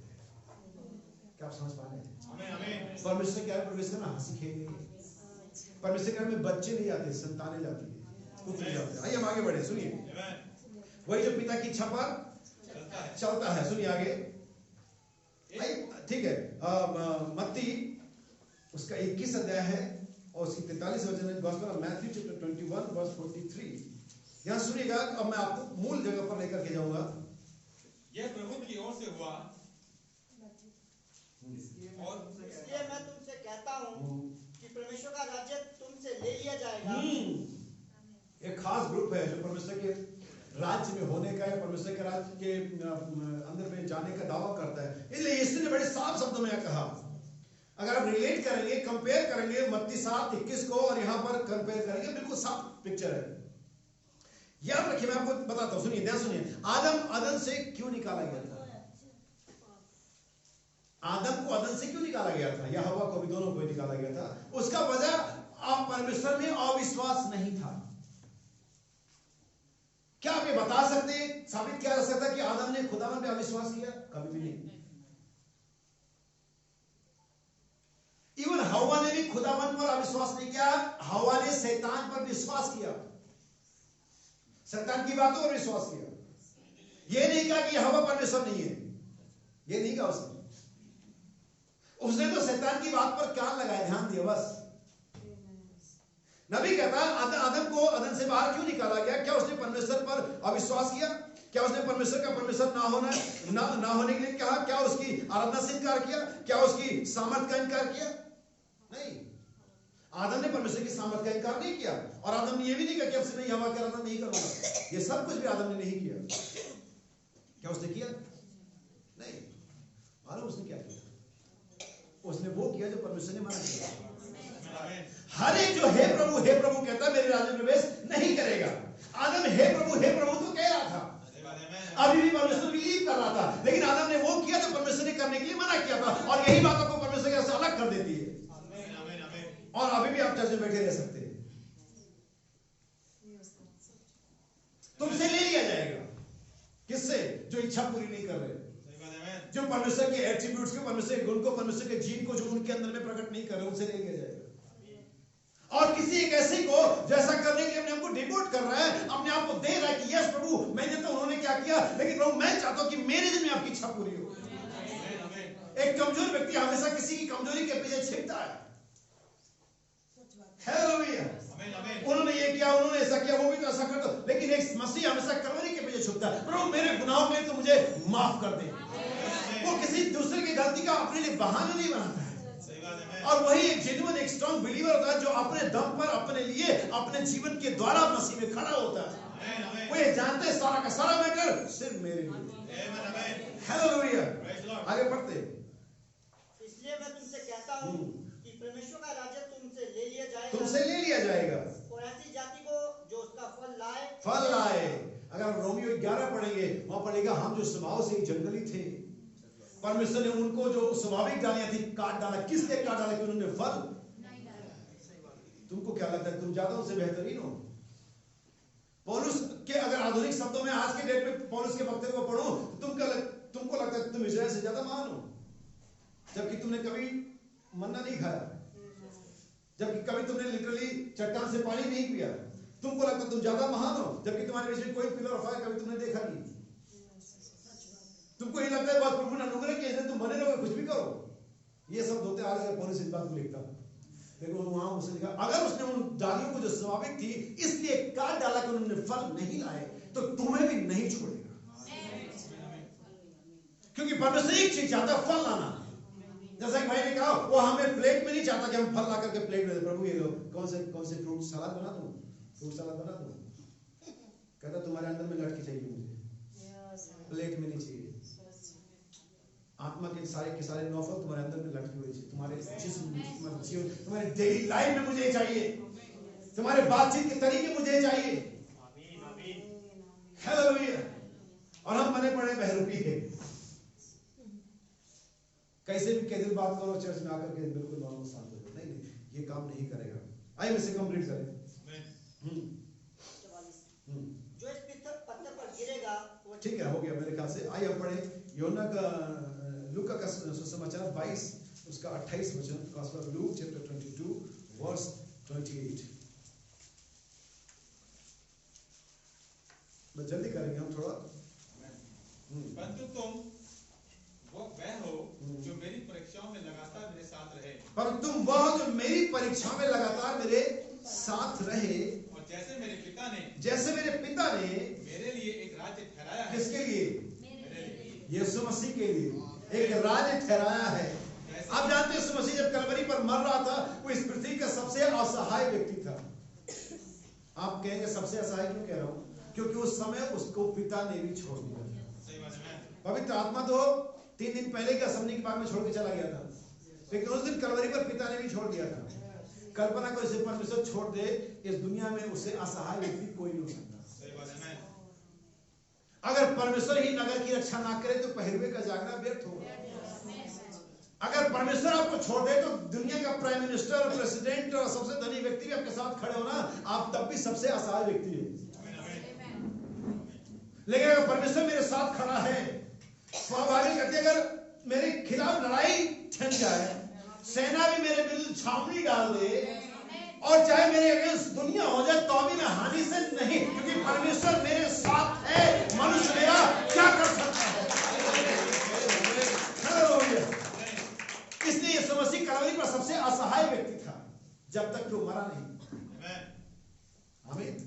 कोई भी दाढ़ी नोच ले रहा है, चोर भी बोल दे रहे हैं, फरीसी बोले तो समझ में आता है, चलो उनके बाद बाइबल थोड़े से पोस्टेड लोग हैं, चोर भी बोल दे रहा है कुछ भी, मतलब जिसकी जो मर्जी आज कर दे रहा है। कोई दाढ़ी नोच रहा है, कोई थूक दे रहा है, कोई डंडा मार दे रहा है, कोई कुछ कह दे रहा है, चोर भी कह रहा है अगर तू परमेश्वर का पुत्र मुझे ही बचा, अपने कोई बचा, मगर जो जिसको मर्जी आगे करे। असहाय व्यक्ति। अब मालूम असहाय क्यों था वो? क्योंकि परमेश्वर की इच्छा पूरी कर रहा था। एक क्रिश्चियन कई बार को लगता है, कई बार लगता है बोल क्यों नहीं देता, तू भी तो बोल सकता है, तुझे नहीं पता सारी बातें, लेकिन हम असहाय रहते हैं क्योंकि हम परमेश्वर की मर्जी पूरी कर रहे हो। हम इसलिए नहीं समझते कि हमें आता नहीं है, हमें कुछ पता नहीं है। कई बार तो तुमसे ज्यादा तो तुम्हें तुम्हारे बारे में नहीं पता, हमें पता होता है। यीशु मसीह को ही पता होता था, लेकिन वो असहाय इसलिए था क्योंकि वो परमेश्वर की मर्जी पूरी कर रहा होता है। भाई बर्नम ने जब उसको लड़कों ने कहा ये तो नपुंसक है, सिगरेट नहीं पी सकता, एक बार कहा, दो बार कहा, कई बार कहा, भाई बर्नम ने कहा टू मच, लाओ इधर सिगरेट दो मुझे, मैं पी सकता हूं। आवाज ने कहा नहीं पी सकता, ये कर सकते तुम नहीं कर सकता। अगर इसके लिए तुझे नपुंसक कहते, डोंट वरी, क्योंकि कितने नो अपने आप को परमेश्वर के राज्य के नपुंसक बना लिया। हम शायद उसी गिनती में आते हैं। तुम्हें तो कुछ बोलना नहीं आता, तुम तो कहते तुम कुछ, हमने परमेश्वर के राज्य के अपने आप को सब बना लिया है, क्योंकि हम परमेश्वर की मर्जी पूरी कर रहे हैं। अगर दुनिया से कायरता करती, दुनिया से अज्ञानता करती, दुनिया से बेवकूफपना करती, इट्स ओके। मैं समझदार होकर नरक में जाने के बजाय मूर्ख होकर स्वर्ग में जाना पसंद करूंगा। हालेलुया, आमीन, हालेलुया। हम कहते हैं, और जैसे मेरे पिता ने मेरे लिए एक राज्य ठहराया है, वैसे ही मैं भी तुम्हारे लिए ठहराता हूं। ठहरा क्या? एक राज्य। हम बहुत ही नजदीक उस राज्य के, जस्ट गेट पे खड़े समझ लो, लेकिन एक छोटी सी भूल, एक छोटा सा छाप जो हम पर नहीं है, हमें कहीं और पहुंचा देगा। आप स्वर्ग के दरवाजे से, हो सकता है कि स्वर्ग के दरवाजे पे खड़े हो और आप सीधे वहां से नरक में चले जाएं। मे बी जैसे आपने वो लूडो खेला होगा, सांप और सीढ़ी, जस्ट 99 goes to 10, ऐसे हो सकता है आपके लिए। एक छोटी सी भूल, एक छोटी सी मिस्टेक न्याय के समय आपको निराशा देगी, लेकिन मैं नहीं चाहता कि इससे पहले वहां पहुंचे, इससे पहले कभी कहीं और जाए, हमारे पास वो छाप होनी चाहिए जो ये बताता है कि हम परमेश्वर के राज्य से संबंधित हैं। हमारा ड्रेसिंग सेंस हमें ये बता हम किस देश से हैं, हमारा बोलने का हमारा लैंग्वेज बता सकता है हम किस कलीसिया से हैं, हमारी डॉक्टरी बताती है हम किस पास्टर के साथ बिलोंग करते हैं, लेकिन पवित्र आत्मा का छाप हमें बताता है हम स्वर्ग से आए हैं और स्वर्ग में जा रहे हैं। हालेलुया, पवित्र आत्मा का छाप हमें परमेश्वर के राज्य के लिए मुहरबंद करता है। और जब एक बार ये किसी पर लग जाती है, जब लगती है, बड़ा दर्दनाक माहौल होता है। वो जानवर को पूछो जिस पर वो मालिक छाप लगाता है, तुम जो देखने वाले तुमको बड़ा क्रूड हार्ट लगता होगा, कैसा आदमी ये बेचारा बेजुबान जानवर, वो उसके भले के लिए ऐसा कर रहा है। वो जानता अगर ये छाप मैंने नहीं लगाया, ये किसी और गले में चला जाएगा। फिर हो सकता है उस गले का स्वामी इस प्रकार का हो कि इसे जल्दी स्लॉटर हाउस में भेज दे, लेकिन वो छाप इस बात को तय करता है कि मेरी प्रॉपर्टी है, ये मेरा है। परमेश्वर बाइबल कहती है अपनों को पहचानता है। कैसे पहचानता है? एज ए चर्च मेंबर पहचानता है, हमारे ड्रेसिंग से पहचानता है, पवित्र आत्मा की छाप से पहचानता है। हालेलुया। मुझे एक कोट पढ़ने देना मेरे भाई बहनों। संदेश है अस्पष्ट शब्द, अनसटल साउंड, पेज नंबर 34 पैराग्राफ 128। कलीसिया के सदस्यों, आप मुझे क्षमा करना, यही कारण है कि हम इस सुबह यह कहने का प्रयत्न कर रहे हैं कि आप बड़े बड़े गिरजों में और बड़ी बड़ी लाटों और इसी प्रकार की वस्तुओं का मूल्यांकन परमेश्वर के उस प्रेम से जो आपके हृदय पवित्र आत्मा के द्वारा किया है नहीं कर सकते। तो शब्दों में परमेश्वर के राज की नागरिकता, परमेश्वर के राज का एटीट्यूड, परमेश्वर के राज की संपन्नता या परमेश्वर के राज में पाई जाने वाली चीजों का मूल्यांकन या कंपैरिजन आप दुनिया से नहीं कर सकते। हमें लोग कुछ भी नहीं है। जैसा कि मैंने पिछले संडे बताया था, वो सोना जो मंदिर में जाता है उससे पहले वो प्रेशियस हो सकता है और उसकी वैल्यू बहुत ज्यादा हो सकती है, मे बी 40 से या 48 जाएगा 10 ग्राम। लेकिन वो जब तक वो मंदिर में ना, वो कीमती हो सकता है लेकिन पवित्र नहीं हो सकता। और मैं नहीं चाहता कि मैं बहुत ज्यादा कीमती हूँ, लेकिन मैं चाहता हूँ पवित्र हूँ। और पवित्र होने के लिए उस सोने को शोरूम से निकल करके, जहां पर वो कांच की चमचमाती ग्लास के पीछे रखा हुआ है, जहां पर लाइट का फोकस उसी पर पड़ रहा है, हर एक व्यक्ति अट्रैक्ट, अभी कीमती है लेकिन पवित्र नहीं है। मे भी आपका लाइफ ऐसा हो, क्या बहुत कीमती हो, बहुत प्रेशियस हो, बहुत लोगों में नाम जान पहचान हो और बहुत ही सो कॉल एंड सो हो, लेकिन आप पवित्र नहीं है तब तक कि जब तक कि आप मंदिर में न रखे जाए। आप हो सकता है कि बहुत फेमस हो, बहुत फाइन एंड साइन हो, बहुत पॉपुलर हो, बहुत वैल्यूबल हो लोगों के लिए, चर्च के लिए, बहुत बढ़िया बात है, होना कोई बुरी बात नहीं, लेकिन आप क्या जानते हैं आपको कीमती होने के साथ पवित्र भी होना है। और ये पवित्रता तब होगी जब आपका स्थान बदला जाए, जब दुनिया के शोके से, दुनिया के अट्रैक्शन से और लोग आपको देख करके बाबा के उससे निकल करके गुप्त स्थान में चले जाए, पर्दे के पीछे चले जाए। लोग आपको देख नहीं पा रहे, लेकिन आप जानते हैं आप कहाँ हैं। आप परमेश्वर के राज्य में, परमेश्वर की सर्व सभा में, परमेश्वर की उपस्थिति में बैठे हुए। अब आप सिर्फ कीमती नहीं बल्कि पवित्र भी हैं। हालेलुया। बाइबल कहते हैं आप इन चीजों का मूल्यांकन, कंपैरिजन दुनिया के साथ नहीं कर सकते। ध्यान से सुनिएगा, बस 2-4 और लाइनें जो मैं पढ़ूंगा आपके लिए, उसकी कोई तुलना नहीं है। परमेश्वर अगर अतुलनीय है, परमेश्वर की चीजें, परमेश्वर की सभ्यता, परमेश्वर के लोग भी अतुलनीय है। नबी कहता है, हो सकता है कि आप अजीबोगरीब हो, क्योंकि आप उन्हें निर्माशा बोलते हुए और बात करते हुए और चीखते और चिल्लाते हुए जयकार करते हुए देखते हैं। मैं तो सारी चीजों के बजाय यही चाहूंगा, मैं तो बजाय उसके की किसी छोटी सी जर्जर पुरानी वाली कलीसिया जैसे किया है पास्टर होना चाहूंगा, बजाय कि मैं किसी बड़े महलों वाले और कुशन की स्ट्रीट वाले कलीसिया में पास्टर हूं। हमने टीन की छतें भी देखी हैं, हमने लकड़ियों की बेंचें भी देखी है, हमने झाड़ुओं को भी लगाया, हमने वो सब कुछ किया, लेकिन हमने कभी इस चीज को अपने माइंड में रखा आज ये सब क्या है, और नहीं आज हम इसे माइंड करते हैं। हमें तो हमेशा एक चीज हमारे दिमाग में थी, परमेश्वर का वचन क्या कहता है। हम किसी भी परिस्थिति और किसी माहौल में हमने एक ही चीज को महत्व दिया होता, परमेश्वर का वचन और उसके साथ हमारा जीवन। तो बाइबल में कहते हैं किसी ऐसी कंडीशन में पास होना चाहूंगा जहां परमेश्वर की सामर्थ्य का लोगों से मिलाप होता हो, जहां सच्ची कलीसिया वरदानों के साथ मिलकर के इकट्ठा होती हो, बजाय इसके कि मेरे पास सब शहर का सबसे बड़ा गिरजा हो, जहां पर सबसे बड़ा द्वार हो और नीम गर्म ठंडे और मसीह होने का झूठा ढोंग करते हो। कितने लोगों ने जॉनी लीवर का नाम सुना है? कितने लोगों उसकी बेटी का नाम सुना है?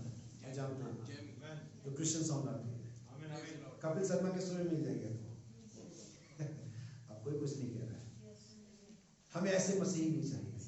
बाबा हमके तो शनिवार को ऑर्केस्ट्रा में गाते और संडे मॉर्निंग में चर्च की पारी में शामिल हो जाते हैं। हमें ऐसा मसीह नहीं चाहिए।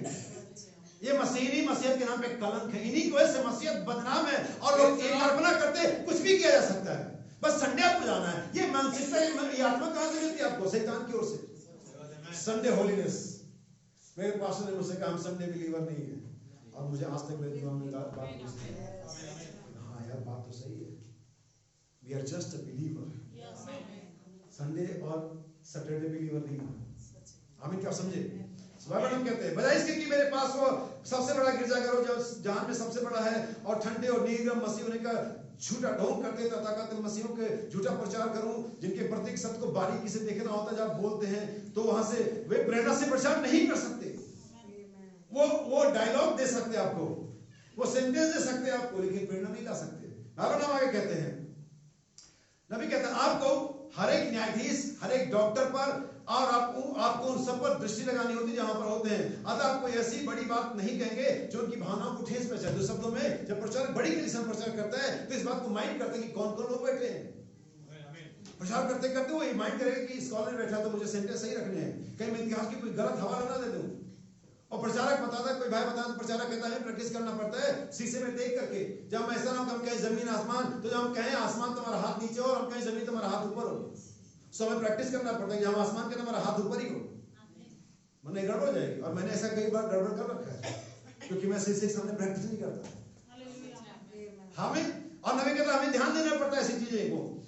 नबी कहता है क्योंकि वे कलीसिया में बड़ा दान देने वाले लोग हैं और इसलिए उनको थोड़ा सा नम्र रहना पड़ता है कि दान देने वाला व्यक्ति चला गया तुम्हारी तो फाइनेंशियल सर्विस बहुत खत्म हो जाएगी, जाने दो, हमें फाइनेंस की कभी चिंता हुई ही नहीं। मैं उस परमेश्वर की सेवा करता हूँ जो मछली को जानता है और मछली के पेट में सिक्के को जानता है। आमीन आमीन। क्योंकि वो कलीसिया में बड़े दान देने वाले लोग हैं, मैं तो परमेश्वर के उन थोड़े से लोग साथ ही रहूंगा जिन्हें तुच्छ जाना जाता है। आमीन। आप इसका मूल्यांकन नहीं कर सकते, ऐसा करने का कोई तरीका ही नहीं है कि हम उनका मूल्यांकन कर सकेंगे। क्या हम थोड़ा और आगे बढ़ सकते हैं? हालेलुया। मुझे मालूम आपको देर हो रही है, लेकिन ये देर कहीं बहुत ज्यादा देर ना कर दे। हालेलुया। बाइबल में आप पेज नंबर 58, प्रिज्यूमिंग, कल्पना में कोई धारणा बना लेना, जैसे कि मैं राज्य की बात कर रहा हूँ, कोई यहाँ पर धारणा ना बनाए कि आप कल्पना करें आपको लगता है नहीं मैं तो परमेश्वर के राज्य में हूँ। अगर आप ये कहते हैं आप परमेश्वर के राज्य में, मैं आपसे कहूंगा झंडा किधर है, उस देश का जो ड्रेस कोड है वो किधर है, उस देश की करेंसी है कि आपके पास। कल्पना मत करिए कि आप राज्य में हैं, कंफर्म होइए। अब हम कहते हैं परमेश्वर की बुलाहट कोई ऐसी चीज है जो आपको उसके बारे में कि कोई कल्पना नहीं बनानी होती है, या कुछ ऐसा है, या एक वास्तविक अनुभव है, या एक ऐसा है कि आपने परमेश्वर को रूबरू होकर के बातें की है और आप जानते हैं कि इसे करने का कार्यभार आपको दिया गया है। निश्चय मैं तेरे संग होऊंगा। आप अपनी कल्पनाओं में किसी ख्याल को नहीं अपना रहे हैं, आप तो बस इसका विश्वास कर रहे हैं। जी हाँ, उसने इसके लिए किसी ख्याल को ना अपनाए। अगर आप ऐसा ख्याल ना बने, मैं तो बिल्कुल सही दौड़ रहा हूं, चेक करें, ख्याल ना पाए इसके बारे में, मैं सही दौड़ रहा हूं, परमेश्वर के राज्य में हूं। आप व्यक्तिगत तौर पर मिलने वाले मसीह तजुर्बे के लिए इंतजार करें, पर्सनल एक्सपीरियंस विद गॉड। मेरे भाई को मिला, मेरी मम्मी को मिला, मेरे पापा को मिला, मेरे पास्टर को मिला, नहीं, क्या वो मुझे मिला? Personal experience with God. हमारे घर में हम सब एक दूसरे की जान देते हैं, हर एक फैमिली जितने मेंबर हैं एक दूसरे की जान देते हैं। कई बार हम जान ले भी लेते हैं, लेकिन जब खाना खाते सब अपना अपना खाते हैं। कभी कोई उस टेबल पर ये नहीं कहता चलो आज तुम मेरे लिए खा लो और कल मैं तुम्हारे लिए खा लूंगा, क्योंकि पर्सन मैटर है। एक दूसरे को जान देना, प्रेम करना बहुत अच्छी बात है, लेकिन फिर भी वो खाना पर्सन मैटर है। और यही मामला मसीह के साथ वचन को खाने से। आप किसी और के अनुभव पर, उसने खाया है, उसने अनुभव किया, उससे पवित्र आत्मा मिला, नहीं जा सकते। परमेश्वर के राज्य में हर एक व्यक्ति जो अकेला अनुभव पाता है, जो अकेला, तुझे नया जन्म लेना अवश्य है परमेश्वर के राज्य को देखने और उसमें एंटर करने की। बाइबल हम कहते हैं जबकि आप खुद अपने को दुनिया के कामों में लिप्त देखते हो, तो आप इस बात का दावा मत करो कि तुमने पवित्र आत्मा पाया है। वे भाई, वे बहन, वे लड़के, वे लड़कियां इस बात का दावा ना करें उन्हें पवित्र आत्मा पाया। वे स्वर्ग के राज्य में परमेश्वर के नागरिक है जो दुनिया के गांव में लिप्त रहते हैं। कभी आपने अपने व्हाट्सएप को, अपने फेसबुक को मसीह प्रचार का जरिया बनाया? नहीं। क्यों नहीं? क्या आप कभी किसी 3000 लड़के और लड़कियों पर मसीह की फोटो, मसीह की आयतें देखते हैं? जी नहीं, बहुत कम, 100 में से एक व्यक्ति। क्यों? उनका बॉयफ्रेंड का, गर्लफ्रेंड के, कंपनी वाले, उनके स्कूल वाले क्या कहेंगे? आप क्रिश्चियन हैं। हमारी हर चीज से मसीह का प्रचार होना चाहिए। परमेश्वर ने साधन आपको दिया ताकि आप बताओ, प्रोनाउंस करो, प्रोक्लेम करो, हम क्रिश्चियन। हालेलुया। नबी कहता है यहाँ पर कल्पना मत बनाए, ये धारणा मत बनाए कि आपने पवित्र आत्मा पाया जबकि आप दुनिया के कामों में लिप्त हैं। आप ऐसा ना करें। अगर आप इसके बारे में भूल जाते हैं तो आप और भी ज्यादा बेहतर हो जाएंगे। नबी आगे कहता है, पेज नंबर 79, बाइबल में हम कहते हैं, बाइबल में कहते हैं, लेकिन भाई बहन, आप किसी छोटी सी बात के लिए जोखिम उठा सकते हैं। इसका कोई मतलब नहीं। क्या है? किसी छोटी सी बात के लिए गुनहगार होना, सारी की सारी बात के लिए गुनहगार होना है। और हम बहुत सारे हमारे मसीह तजुर्बे में बताते होंगे, जितनी भी लाइफ हमने मसीह में जिया है, आपने कई बार छोटी सी बात के लिए गलती कर दी या जोखिम उठा लिया। बाइबल में समझाना चाहिए कि आप छोटी सी बात के लिए जोखिम क्यों उठाते हो। अगर आपको जोखिम उठाने का शौक ही है तो बड़ी बात के लिए उठाओ, छोटी सी बात के लिए क्यों उठा रहे हो?